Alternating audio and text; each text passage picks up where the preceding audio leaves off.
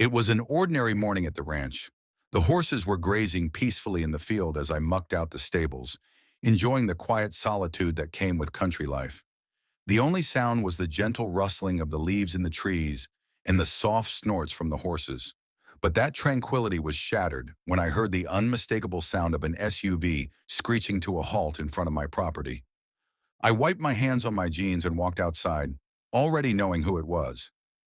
Karen, the HOA president, was never one to mind her business. I'd always had a contentious relationship with her. She had a knack for trying to control every aspect of life in the neighborhood, and today it seemed my horses were going to be her latest target. Arif, she called out, her voice carrying the usual authoritative tone. We need to talk. I took a deep breath, prepared for another confrontation. What now, Karen? She pointed toward my horses with an accusing finger, her expression tight. Those horses need to be removed from your property immediately. I blinked in confusion. What do you mean? They've been here for years. They're in violation of HOA rules. Livestock isn't allowed here, she declared as if it were the most obvious thing in the world.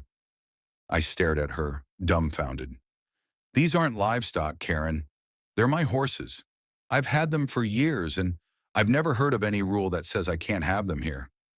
Well, now there is a rule, she said smugly, and you'll need to remove them. If not, we'll fine you, and if you don't comply, we'll take further legal action. My blood started to boil. You're kidding, right? You can't just take my horses, Karen. I own this land, and I'm well within my rights to keep my animals here. Her smile tightened into a thin line. The HOA owns the land you're on, Arif, and according to our bylaws, those horses belong to the HOA. You can't keep them here. I couldn't believe what I was hearing. You're saying my horses are HOA property? You've got to be joking. No joke, she said firmly. You'll have to remove them, or else. I stood my ground, my voice low and controlled. Karen, I'm the police chief. You don't have the authority to tell me what to do on my own property. If you keep pushing this, I'll take legal action. Her eyes widened in surprise, but she quickly recovered. We'll see about that. With that, she stormed off, leaving me to process the insanity of what had just transpired. Karen wasn't just trying to enforce rules. She was attempting to take away my property, and I wasn't going to let that happen. The following day, I received a formal letter from the HOA board. The letter was a demand to remove my horses within 30 days, citing an alleged violation of HOA property rules. It was a thinly veiled threat, filled with legal jargon and backed by Karen's desire to control everything around her. I couldn't let this go on any longer. I immediately called my attorney, James, to discuss the situation. James, I've got a problem, I said, running through the details of the letter. The HOA is trying to claim my horses as their property. They're threatening fines and legal action if I don't remove them. He was quiet for a moment before responding. That's absolutely ridiculous. Arif, they can't do that.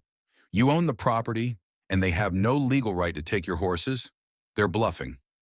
That's what I figured, but I don't want to take chances. What do we do?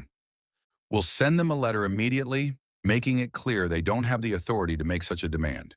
If they continue, we'll take legal action, but I'm confident they'll back off once they see we mean business. I felt a weight lift from my shoulders knowing I had a solid plan in place. James drafted a letter outlining my rights as a property owner and sent it off to the HOA board. I hoped it would be enough to put an end to this madness, but I knew better than to expect Karen to simply let it go. A few days later, I received another letter from the HOA. This time, it was more aggressive.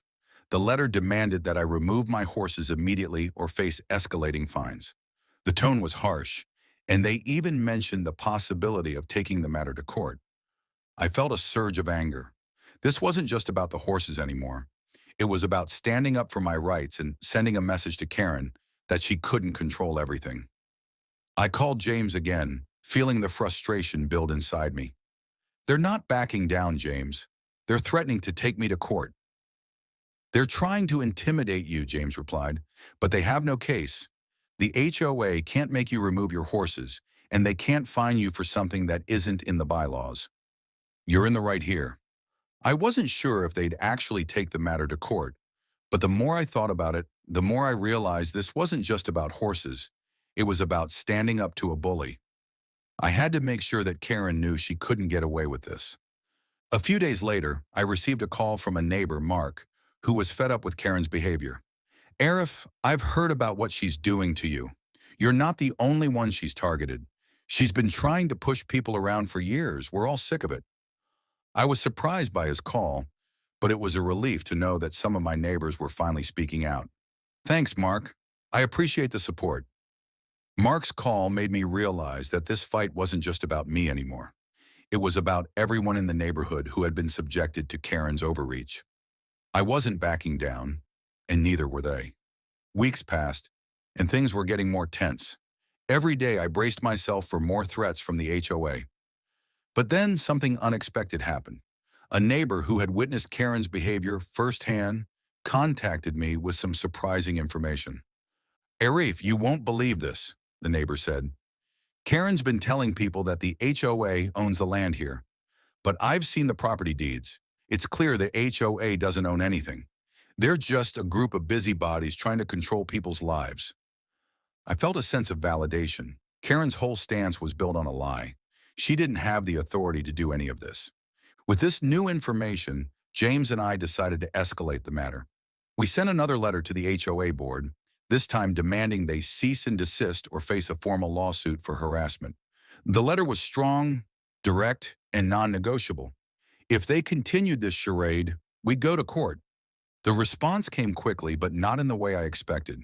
The HOA sent an apology letter acknowledging that they had overstepped their boundaries and that they would no longer pursue the matter. But Karen wasn't done yet. She called me again, her voice dripping with anger. You think you've won, Arif? This isn't over. I wasn't surprised. It's over, Karen. You lost, and I'm not backing down. A few days later, I received the final blow to Karen's crusade, a letter from the HOA. It was official. They were retracting their demands, apologizing for their actions, and confirming that I could keep my horses on my property. I couldn't believe it. I'd won. But even more than that, I'd stood up for what was right. Karen had tried to bully me, to force me to give up something that was mine, but I wasn't going to let that happen. Karen called one last time, her voice thick with frustration.